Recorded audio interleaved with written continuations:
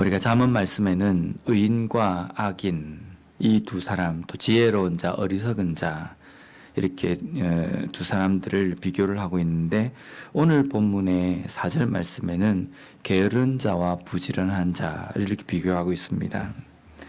이게 의인과 악인과 그 부지런한 자와 게으른 자가 좀 맞지 않는 것처럼 보이지만, 여기에 부지런한 자다라는 것은 우리가 삶에서 게으르지 않고 열심히 일하는 사람이다라는 그 의미가 아니라 신앙적으로 부지런한 사람을 이야기합니다. 신앙적으로 부지런한 사람과 신앙적으로 게으른 사람입니다. 신앙적으로 게으른 자는 어떤 사람이냐면, 마음으로 원하여도 얻지 못한다. 마음속에 신앙적으로 게으른 사람은 무엇을 원하겠습니까? 왜 하나님의 말씀을 듣고 행하지 않는 삶을 사느냐라면, 세상 것이 너무 좋기 때문입니다. 세상 것이 좋기 때문에 세상 것을 쫓아가다 보면 하나님의 말씀과 하나님의 뜻과 거리가 먼 삶을 살게 된다는 겁니다. 또 한 가지 게으른 자는 내가 신앙적으로 이렇게 됐으면 좋겠다라고 생각만 하고 말만 하지 삶에서 실천을 하려고는 하지 않는다는 겁니다. 왜냐하면 그렇게 하려고 하면 포기할 것도 많고 뭔가 내가 끊어야 될 것도 많기 때문에, 게으른 사람은 내가 신앙적으로 이렇게 돼야 되겠다라고 생각만 있지 실제 삶 속에서 내가 끊고 또 내가 포기해야 될 것을 포기하지 못하는 삶이라는 겁니다. 반면에 신앙적으로 부지런한 사람은 항상 마음에 풍족함이 있다. 신앙적으로 부지런한 사람, 믿음으로 풍족함을 얻는다라는 것은 돈이 많아서 풍족함을 얻는 것이 아니라, 왜 신앙적으로 부지런한 사람이 풍족함을 얻냐면, 시편 17장 15절 말씀에 보면 이렇게 말씀하십니다. 나는 의로운 중에 주의 얼굴을 배우리니 깰 때에 주의 형상으로 만족하리이다. 여기 보면 시편 17편 15절 말씀에 보면 주의 형상으로 나는 만족합니다 라고 이렇게 고백합니다. 돈이 많아서도 아니고 물질적으로 풍족해서도 아니고 내가 건강이 아주 극하기 때문도 아니라 하나님을 구하고 하나님이 나와 함께 하시고 하나님의 은혜 가운데 살아가기 때문에 항상 하나님께서 주신 그것으로 인하여서 만족함을 누리게 된다라는 겁니다. 그러나 게으른 자는 말만 하고 삶이 따라가지 않기 때문에 만족함이 없습니다. 그래서 전도서 5장 10절 말씀에 보면 은을 사랑하는 자는 은으로 만족하지 못하고 풍요를 사랑하는 자는 소득으로 만족하지 아니하나니 이것도 헛되도다. 이 말씀을 보면은 은을 사랑하는 자는 은으로 만족하지 못하고 풍요를 사랑하는 자는 소득으로 만족하지 못한다. 왜냐하면 세상 것은 우리에게 완벽한 만족함을 주지 못하기 때문입니다.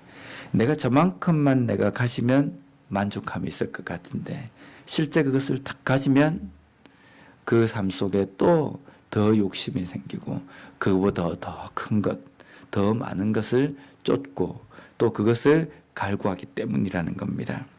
하지만 오직 하나님만을 바라보며 하나님께서 나에게 주신 은혜와 하나님이 나와 함께 하시는 그 은혜로 인하여서 만족하는 삶을 살아가는 것이 진정한 믿음의 사람이라는 겁니다. 계속해서 5절 말씀을 보면 의인은 거짓말을 미워하나 악인은 행위가 흉악하여 부끄러운 데에 이르느니라. 여기 거짓말이라는 것은 입으로 하는 거짓말, 이것만을 이야기하는 것이 아니라 행위까지도 포함이 됩니다. 의인은 하나님을 경외하고 하나님의 말씀을 쫓아가는 사람은 거짓말과 거짓 행동을 미워한다라고 말씀합니다. 여기 미워한다라는 이 단어는 단순하게 싫어하는 정도가 아니라 증오한다, 원수처럼 생각한다라는 말씀입니다. 왜냐하면 거짓말, 거짓 행위, 이것은 사람을 속이려고 하는 겁니다. 그래서 우리가 입으로 조금의 말을 잘 이렇게 갖고 와가지고 만들어서 탁 이야기하면, 거짓말을 이야기하면 사람은 속일 수 있습니다. 거짓 행동으로 사람을 속일 수 있습니다. 그러나 하나님은 속일 수 없기 때문입니다. 그래서 우리가 남 몰래 다른 사람을 속이고 거짓말을 하는 것이 사람에게는 발각이 되지 않는다고 생각할지 모르지만 하나님께서 그걸 보고 계시고 하나님은 은밀한 중에 감찰하시기 때문에 의인은 거짓말과 거짓 행위를 증오하고 싫어하고 그것으로부터 멀리 떠나 있는 삶을 살려고 한다는 겁니다. 반면에 악인은 행위가 흉악하여서 그의 삶이 부끄러운 데에 이를 것이다 라고 이렇게 말씀합니다. 여기 행위가 흉악하다라는 의미는 악취를 풍긴다라는 겁니다. 악취를 풍기고 고약한 냄새를 낸다. 악인의 삶은 그 삶 속에 악취가 나고 또 고약한 냄새가 난다라는 말씀입니다. 악인에게서 나는 냄새가 어떤 냄새겠습니까? 향수를 뿌리고 그 다음에 향기 좋은 화장품을 이렇게 발라서 다닌다 할지라도 그의 삶에서 정말 보면은 도무지 저것은 아름답다라고 하지 못하는 그런 행동과 그런 모습이 보일 겁니다. 그런 악한 행동을 냄새로 만약에 표현한다고 한다면 썩어서 부패한 모습일 겁니다. 잘못된 길임을 깨닫지 못하고 그 잘못된 길로 계속적으로 달려가는 삶은 점점점 삶이 부패하고 썩는 그러한 길, 그러한 모습이라는 겁니다. 말만 하면 속이고 거짓말이고 행동도 가식적이고 거짓 행동을 일삼는 그러한 삶, 그러한 삶은 지금 당장 그 거짓을 통해서 가식을 통해서 내가 어떤 이익을 얻을 수 있는 것 같습니다.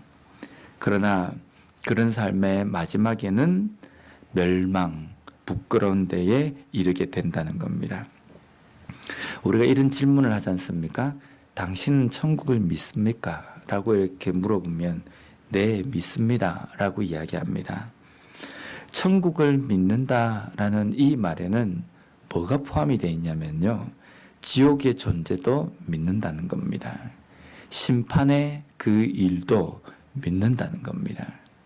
천국은 믿는데 지옥은 믿지 않고 심판을 믿지 않는다는 것은 모순입니다.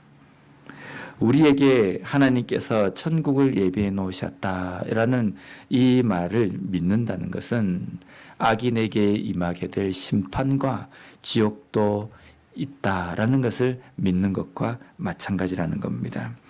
그래서 마지막에 심판대 앞에 섰을 때에 거짓되고 부패한 그런 삶을 살아갔던 삶은 낱낱이 그 앞에서 드러나게 되고 큰 수치를 당하게 될 것이라는 겁니다.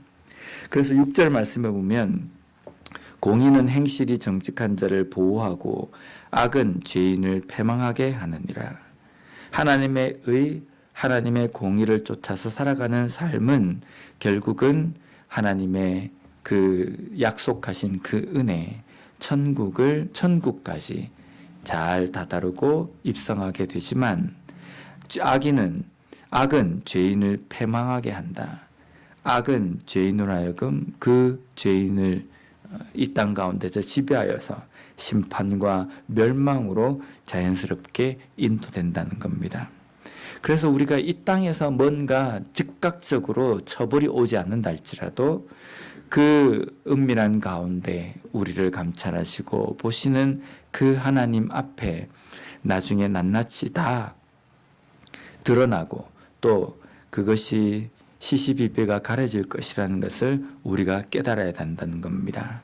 그래서 항상 악을 미워하며 거짓된 것을 미워하며 오직 하나님께서 원하시는 그 의를 쫓아서 살아감으로 말미암아 오늘도 거룩한 백성, 정결한 하나님의 자녀답게 살아가는 이 하루의 삶이 되었으면 좋겠습니다. 기도하겠습니다.